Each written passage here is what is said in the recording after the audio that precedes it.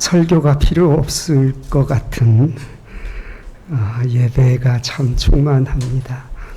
우리 또 의민군이 얼마나 찬양인들을 잘하는지 아주 부흥 강사가 따로 없습니다.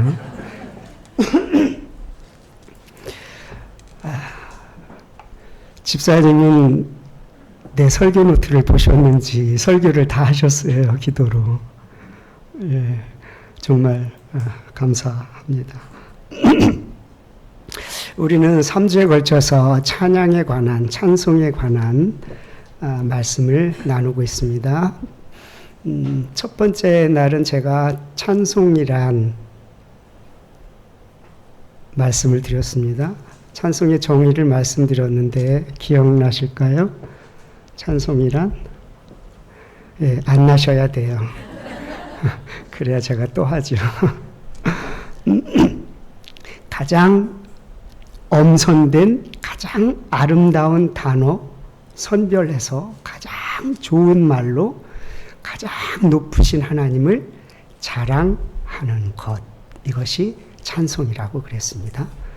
두 번째는 하나님은 우리의 찬송 중에 계신다 그랬어요. 어떻게 해요?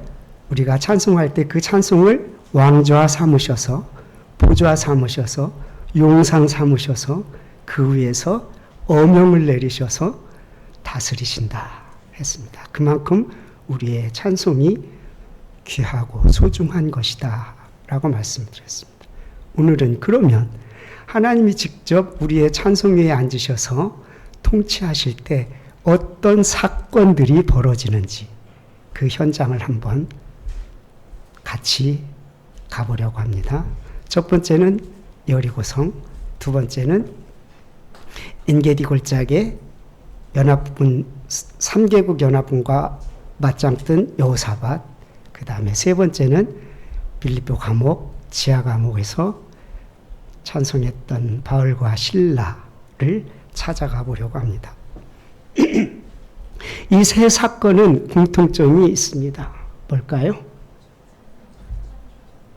네? 뭘까요? 엄청난 문제 앞에 있다는 거죠. 우리가 인간의 힘으로는 어쩔 수 없는 여리고성, 3국의 연합군, 감옥에 찾고 차고 있는 이런 현실, 갇혀 있는 현실, 어려운 상황 속에 있었는데 결과는 그것이 다 해결이 됐다. 근데 그거를 힘으로, 능으로 한 게 아니라 찬양의, 찬송의 능력으로 이루어졌다는 공통점이 있습니다. 그래서 오늘 말씀을 통해서 우리는 우리들을 옥죄고 있는 그 문제들이 풀리고 그 기가 막힌 여리고성이 무너지는 찬양의 기적을 한번 경험하게 되시기를 주님의 이름으로 축원드립니다. 첫 번째 여리고성입니다. 여리고성은 그야말로 난공불락의 성이라고 성서학자들은 말하고 있습니다. 얼마나 견고했냐면 밑에는 물론이고 그 위가 전차 2대, 마차 2대가 교차할 정도로 넓은 그런 그야말로 철옹성이었다고 합니다. 철옹성이 무슨 뜻인가 저는 이제 알았어요. 늘 쓰기만 했지 무슨 뜻인지 몰랐는데 그 옹자가 옹기 항아리 옹자더라고요. 철로 만든 항아리 같은 성. 우리가 잘 아는 질그릇 항아리는 발로 툭 차면 깨지잖아요. 근데 철로 만든 항아리 발로 차서 안 깨져요. 두들겨 패도 안 깨져요. 그런 성이었다는 거예요. 철옹성. 어디가? 여리고성이. 그런 성 앞에 이스라엘 그 애굽에서 종노릇하던 벽돌이나 굽던 사람들이 맨손으로 나왔는데 그 성을 어떻게 감당을 하겠어요? 근데 하나님은 여호수아에게 약속을 하셨어요. 매일 한 바퀴씩 돌아라. 근데 그냥 돌지 말고 양당 나팔을 길게 불고 그 뒤에 언약궤를 들고 건너라, 돌아라 그랬어요. 그리고 제7일에는 7바퀴 돌고 함성을 외쳐라. 그렇게 했어요. 그러자 진짜 7째 날에는 그 철옹성, 철로 만든 그 항아리 같은 여리고성이 폭삭 내려앉았어요. 얼른 이해가 안 가는데, 물론 하나님이 하셨지 그러면 끝나요. 끝나는데 과학자들이 역사적인 사건을 과학적으로 한번 풀어보려고 생각을 해봤어요. 아마도 그거는 공명이었을 것이다. 그 유튜브 보면은 가끔 이렇게 소프라노가 소리를 지르면 유리잔이 빵 깨지는 그런 거 보셨을 거예요, 아마. 그 머리 긴 락커 남자가 소리 지르니까 제가 유리가 깨지더라고요. 유리잔이. 그 유리잔에다가 이렇게 빨대를 꽂고 소리 지르면 이렇게 공명이 같아지면 빨대가 막 움직여요. 움직이다가 그게 더 세지면 뻥 터져요. 그걸 이제 공명이라 함께 울린다라는 거예요. 사이클이 맞으면 파장이 같으면 터지는 거죠. 아마 그 장정만 60만 명이니까 200만 명 정도 됐을 거다. 아녀자랑 아이들 합하면 그 군중이 매일 발자국 소리 내면서 그 발자국 소리가 얼마나 또 요란하겠어요. 나팔 불면서. 그래서 그 파장이 아마 계속 그 성벽을 침투했을 거고 어느 순간 그 에너지가 똑같이 만나니까 내려앉았을 거라고 그렇게 이제 썰을 얘기하기도 합니다. 그런데 저는 그렇게 생각하지 않습니다. 물론 그런 요인이 있다 손치더라도 저는 단순한 행진 때문에 무너졌다고 생각하진 않고 또 우리가 일반적으로 생각하듯이 그냥 믿음으로 순종해서 쓰러졌다, 무너졌다 이렇게 생각지도 않습니다. 저는 그것이 바로 찬양의 힘이라고 이 연사가 강하게 주장하는 바입니다. 왜냐하면 근거가 있습니다. 왜냐하면 바로 제사장들이 불던 양각나팔 때문에 그렇습니다. 양각나팔은 양의 뿔. 우리가 흔히 아는 양의 뿔 이런 거 말고 이렇게 긴 거 있어요. 이렇게 긴 거. 그런 거를 이제 만들어서 불었었는데 한번 볼까요? 이렇게 생겼습니다. 양각나팔이 이렇게 생겼고 그 소리도 한번 들어보실까요? 지금도 유태인들이 저렇게 불고 있습니다. 소리도 한번 들어보세요. 그 소리가 그 호른 소리 같기도 하고 트럼펫 소리하고는 좀 달라요. 굉장히 그리고 또 그 부는 길게 불고 짧게 부르는 데에 따라서 그 예배의 의식이 있습니다. 그래서 길게 불면 우리 하나님이 여기에 임재하신다, 경배하라 이런 뜻이에요.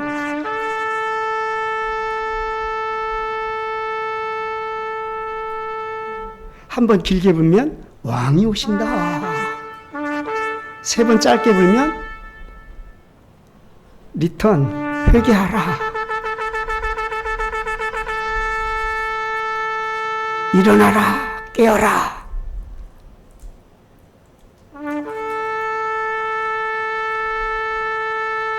왕이 우리 가운데 오셨다.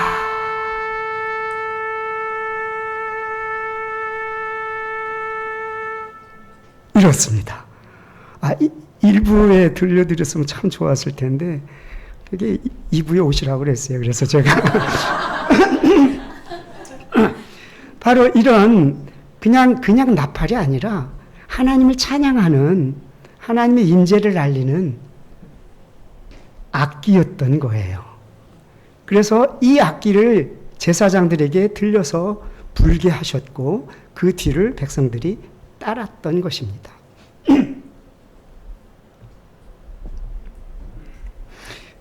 이 악기는 그 군대에서 쓰는 악기는 또 따로 있어요.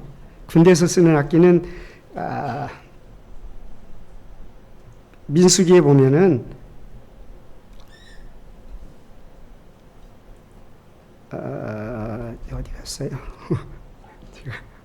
예, 민수기 10장 9절에 보면 은을 이렇게 두들겨서 나팔을 만들어라고 하신 말씀이 있으세요. 그래서 대적을 치러 나갈 때, 전쟁에 나갈 때는 이 은나팔을 불었어요. 그리고 회중들을 모으고 출발하고 할 때도 은나팔을 불었어요. 이 은나팔은 하추제라라고 그랬고, 아까는 파쇼로 했었어요. 아까 뿔나팔은 파쇼르라고 그래요. 히브리어로. 이거는 은나팔은 하추제라고. 그래서 전혀 달라요. 쓰임이 달라요. 그러니까 파쇼르는, 그러니까 양각나팔은 하나님을 예배할 때 쓰는 거였고, 은나팔, 그러니까, 한번 보여주실까요? 이게 말지 않은 트럼펫 같은 옛날 저런 저게 하초제라예요. 그래서 구별이 되는 거예요. 하나님께 예배할 때 또 평소에 쓰는 악기가 구별이 됐던 거예요. 따라서 이스라엘 백성들이 이 성을 돌았던 거는 그냥 맹목적인 그 행진이 아니었던 거예요.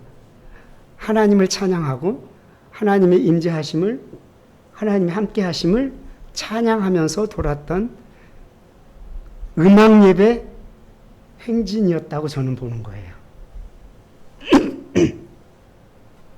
다음에 사람들이 엿새 동안 돌 때는 아무 말도 하지 말라고 그랬어요. 자, 그 여리고 성의 백성들이 봤을 때 이 얼마나 이 신기하고 희한한 지금 행동이겠어요?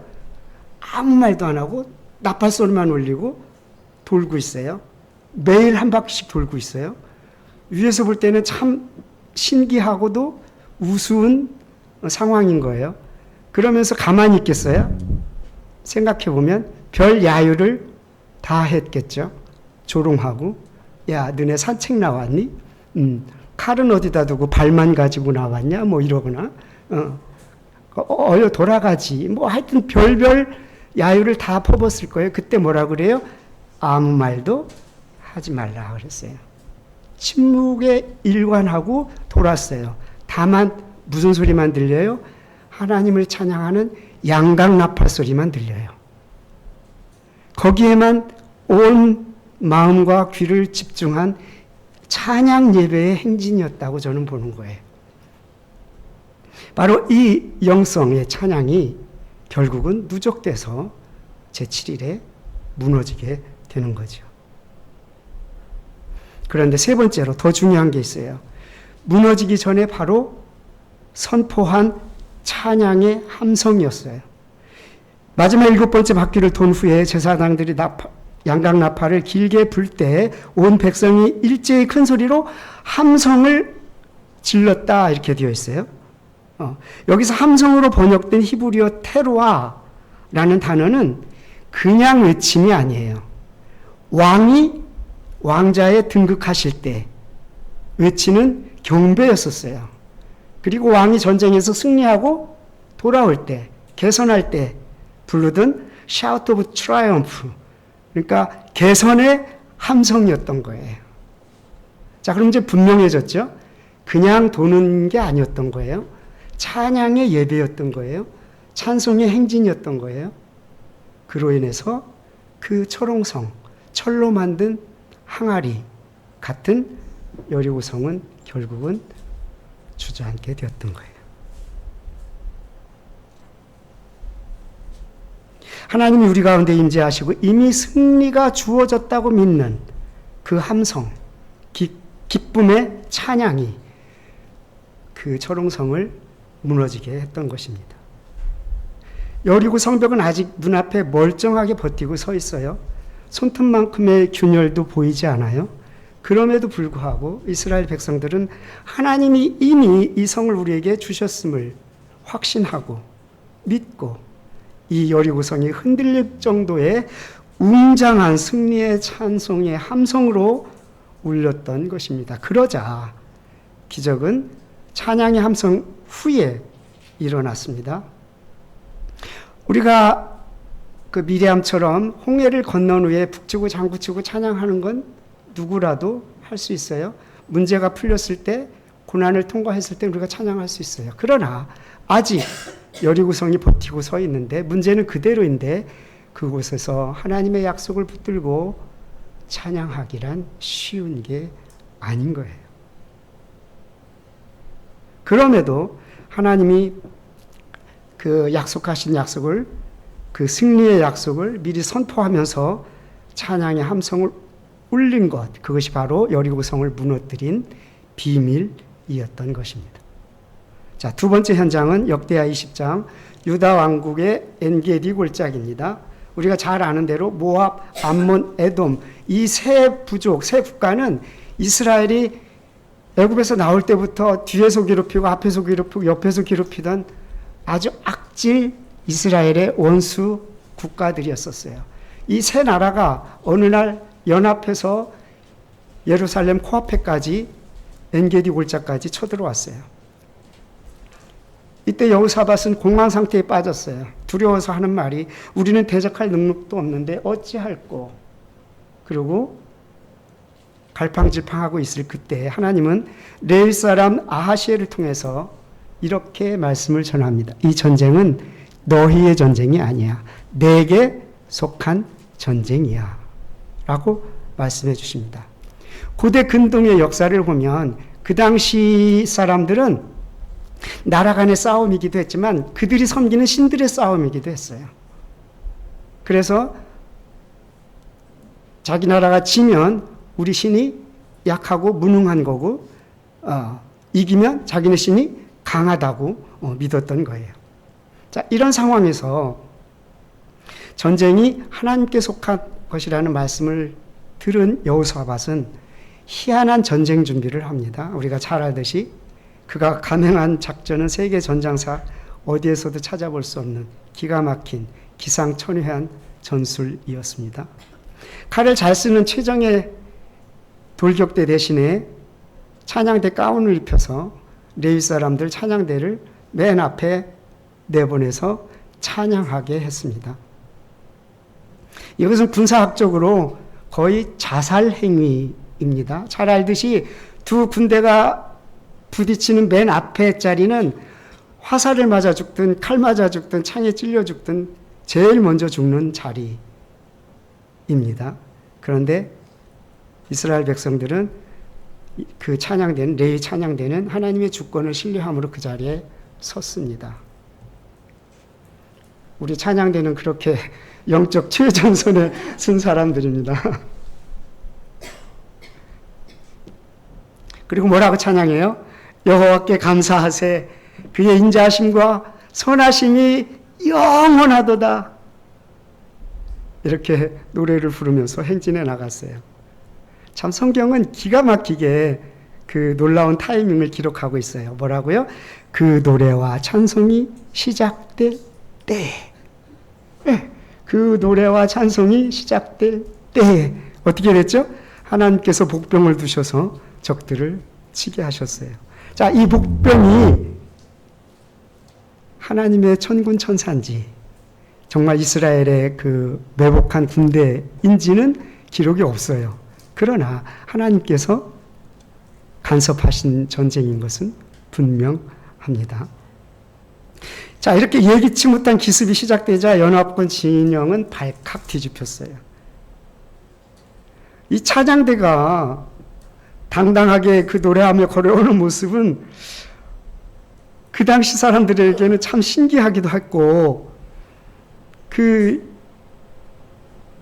당시 사람들은 그 종교적인 어떤 그런 거에 대해서 굉장히 민감하고 두려웠던 때니까 이 찬양대가 찬양하면서 오는 것에 굉장한 극도의 긴장을 느끼고 또 공포를 느끼고 혼란에 빠졌던 거예요. 왜냐하면 고대인들은 신적인 현상이나 종교적 의식에 굉장히 민감하고 극도의 공포심을 가지고 있었던 거예요. 그 영화 같은 데 보면 갑자기 이렇게 막 그 사형 집행하려다가 그 뭐 계기식 같은 거 생기면 막 하나님이 노하셨다고 그러고 막 다 그러잖아요. 그런 현상인 거죠. 그러니까. 그렇게 이 기후한 광경 때문에 공황 상태에 빠졌을 가능성이 매우 크다고 봅니다. 이미 참 그 수많은, 그러니까 3일 동안 전리품을 그 군들이 소지품을 챙길 정도면 그 군대 수가 얼마일지는 상상이 가죠.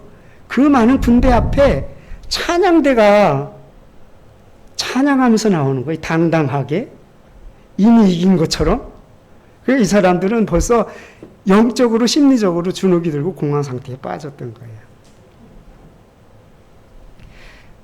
더군다나 이 세 연합군은 갑자기 급조된 연합군이라서 서로 간의 신뢰가 그렇게 크지도 않았을 뿐더러 그 당시 엔게디 그 골짜기는 제가 이게 구글링을 해보니까 지금도 그 절벽 타는 사람들이 가장 하이 코스라고 생각하는 한 600m가 되는 절벽, 깊은 계곡, 시야가 잘 안 보이는 그런 굉장한 계곡이라고 그래요. 그러니까 그런데 그 수많은 군사들이 자기들끼리 결국은 치고받고 먼지 일으키고 그리고 자멸하고 말았다고 성경에 기록된 거예요. 찬양은 나의 계산과 상식을 내려놓고 하나님이 능력을 베푸시도록 찬양의 보좌에 모시는 것입니다. 하나님은 우리의 찬송 위에 좌정하셔서 통치하시기 때문에 그렇습니다. 하나님이 우리의 찬송 위에 좌정하셔서 어명을 내리시면 우리의 모든 문제 상황은 종료되는 것입니다. 자, 마지막으로 세 번째 현장은 그 로마 제국의 빌립보 지하 감옥입니다. 여기도 제가 찾아봤어요. 지금도 그리스에 가면 이 팻말을 붙여놓고 바울의 프리즌, 폴의 감옥이라고 이렇게 팻말이 붙어 있어서 유적지가 있더라고요. 근데 이거는 그 자연적인 동굴은 아니고 로마 사람들이 그 물을 저장하기 위한 깊이 판 큰 동굴이었는데 그거를 이제 물이 마르니까 지하 감옥으로 대신 썼다고 이렇게 되어 있습니다. 자, 바울과 실라가 복음을 전했어요. 그 귀신 들린 여인도 낫게 하고 그러니까 그 당시 그걸로 돈 벌어 먹던 사람들이 고발을 했어요. 우리와는 다른 왕을 섬기면서 우리와는 다른 풍속을 전한다. 그래가지고 고소를 했어요. 그래가지고 정식 재판도 없이 옷이 다 찢기도록 매를 맞았어요. 그리고 살점이 뜯겨나가고 피투성이가 된 채로 그 깊은 지하 감옥에 갇히게 되었습니다. 두 발은 착고에 쇠사슬에 묶인 채로 말이죠. 자, 한번 생각해 볼까요? 우리가 그들이라면, 바울과 실라라면 어떻겠어요? 그 상황에서. 참, 억울함과 통증, 아픔, 어두움과 두려움, 그 지하 감옥이 우리 안방 같지는 않았을 거예요.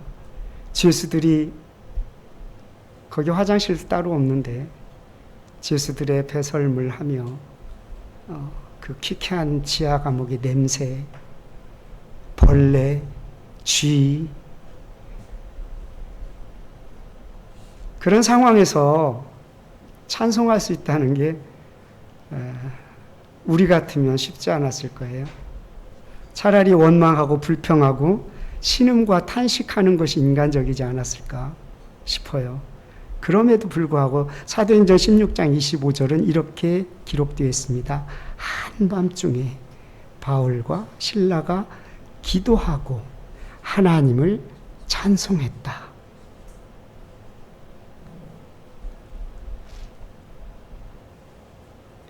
바울의 다른 성경들을 이렇게 보면 그 바울의 심정이 이해할 수는 있어요. 바울은 스데반이 죽을 때 보증 섰던 친구예요. 그것도 모자라서 다메섹까지 가가지고 예수 믿는 사람들 다 잡아 죽이려고 가다가 부활하신 예수님을 만났어요. 왜 나를 핍박하냐. 그러면서 눈을 뜨게 하고 이방 복음의 선교사로 삼아주셨어요. 그래서 바울은 버릇처럼 나는 죄인 중에 괴수다 라고 고백했던 사람이에요. 그러니까 나 같은 죄인을 주님께서 나를 살려주시고 이방 복음 전하는 사도로 세우시고 복음과 함께 고난받게 하심이 너무나 감사하다. 그래서 지하 감옥에서도 찬송할 수 있었을 거라고 우리는 이해할 수 있는 것입니다.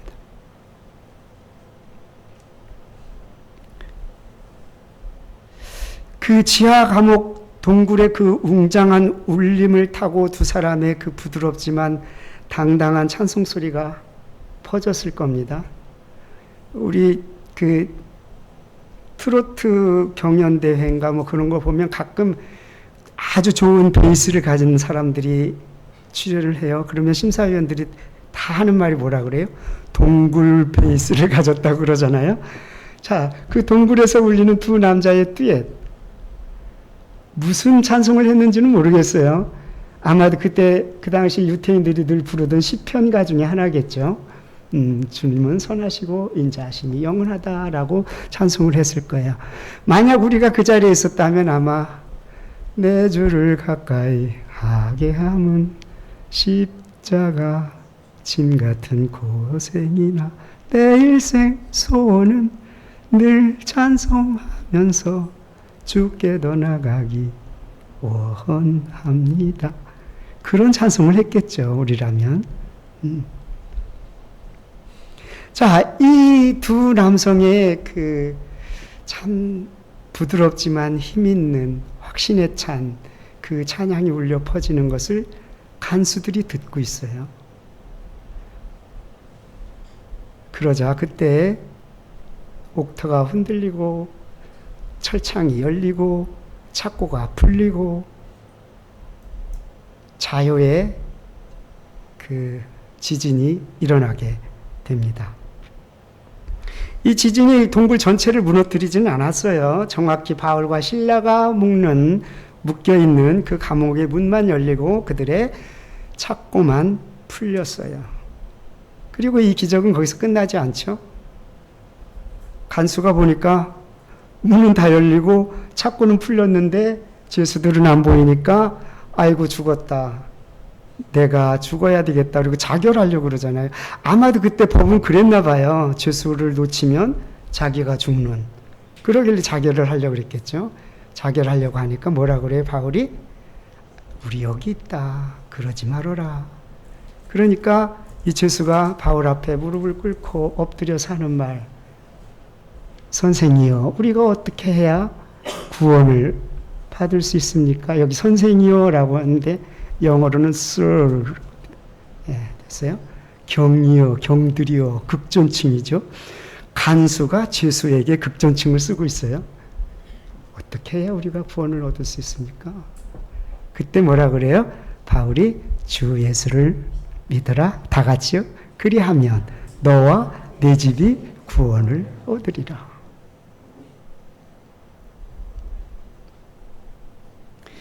그 밤에 그 죄수는 이들을 집으로 데리고 가고 씻기고 대접하고 그리고 그 집이 다 세례를 받고 구원을 얻는 기적이, 옥문이 열린 것도 기적이지만 예수님을 믿고 생명이 살아나는, 천하보다도 귀한 영혼들이 살아나는, 가족 전체가 살아나는 이런 기적이 뭐를 통해서?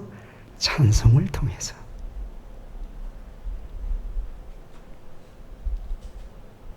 환경은 감옥이지만 복음은 매이지 않았고 그들의 찬송을 부르는 순간 그것은 하나님의 보좌가 임하는 지성소가 되었던 것입니다. 어디가? 지하 감옥이. 해서 우리는 환경이 어느 곳에 있든지 어떤 환경에 처해 있든지 그곳에서 하나님을 찬양해야 할 이유가 분명한 사람들인 것입니다. 말씀을 정리합니다. 여리고성 앞에서 이스라엘은 양강나팔 소리로 하나님의 임재와 통치를 힘있게 불면서 성벽이 무너지기도 전에 약속을 굳게 믿고 외치는 찬양의 함성으로 철옹성 성벽을 무너뜨렸습니다. 엔게디 골짜기에서 여호사밧은 인간의 상식을 뛰어넘는 순종의 찬양으로 적들을 자멸시켰습니다. 빌립보 감옥에서 바울과 실라는 가장 깊은 고난 속에서 가장 깊은 밤에 찬양으로 착고를 깨트리고 영혼을 구원하였습니다. 자, 지금 우리를 가로막고 있는 여리고성은 무엇입니까? 우리를 두렵게 만드는 거대한 대적은 또 누구입니까? 우리의 손과 발을 묶고 있는 절망의 착고는 무엇입니까? 낙심하거나 불안해하지 마십시오. 태산 같은 여리고성이 우리 앞을 가로막아 서고 사망의 음침한 골짜기 엔게디를 지나갈 때라도 바로 그 자리에서 목소리를 높여 하나님의 사랑과 은혜와 선하심과 인자하심을 찬송해 보시기를 바랍니다. 왜요? 하나님은 당신의 전부이신, 하늘의 전부이신 독생자 예수님을 나를 위해서 내어주셨기 때문에 그렇습니다. 우리를 위해 십자가 모진 고통 다 감내하시고 부활하셔서 지금도 임마누엘로 우리의 그 고난의 현장 바로 곁에 계시는 우리 주님의 은혜를 찬송해 보시기를 바랍니다. 우리가 찬송을 시작할 때 하늘의 군대가 움직이고 묶인 것이 풀리며 가로막힌 벽이 무너지는 하나님의 통치하심을 경험하게 될 줄로 믿습니다. 당장은 그리 아니하실지라도 찬양하는 우리의 영혼은 하나님이 주시는 한없는 위로와 평안을 누리게 될 것입니다. 그것은 분명합니다. 이 찬양의 능력이 이번 한 주간 저와 여러분의 삶에 가득하시기를 주님의 이름으로 간절히 축복하고 소망합니다. 기도합니다. 승리와 구원의 주 우리 하나님 아버지, 오늘 여리고성과 엔게디 골짜기 그리고 빌립보 감옥에서 일어난 찬양의 기적을 말씀을 통해 들려주시니 고맙습니다. 우리 삶에 거대한 장막이 가로막고 있을 때 낙심하거나 원망하는 입술이 되지 않게 하옵소서. 오히려 아직 무너지지 않은 성벽 앞에서 하나님의 신실하심을 바라보며 믿음으로 승리를 선포하는 찬양의 함성을 외치게 하옵소서. 내 상식과 계산을 뛰어넘는 두려운 전장 속에서도 찬양대를 앞세웠던 여호사밧의 순종을 우리에게도 허락하여 주옵소서. 가장 깊은 고난의 한밤중에도 주님을 향한 노래를 멈추지 않았던 바울과 실라의 영성을 저에게도 허락하여 주옵소서. 우리가 태산을 넘어 위험한 혼국에 갈지라도 우리 곁에 늘 함께 계시는 임마누엘 주님을 찬송하게 하옵소서. 우리가 입술을 열어 찬송을 시작할 바로 그때 우리를 묶고 있던 영적, 환경적 착고가 완전히 풀어지게 하시고 원수마귀 대적은 자멸하며 감옥문이 열려서 영원히 살아나는 찬송의 기적을 우리 눈으로 똑똑히 보게 하옵소서. 우리 삶의 모든 순간에 찬양으로 승리하는 예배자가 되기를 간절히 소망하고 찬송 중에 계시고 우리의 찬양의 이유가 되시는 예수 그리스도의 이름으로 간절히 기도합니다. 아멘.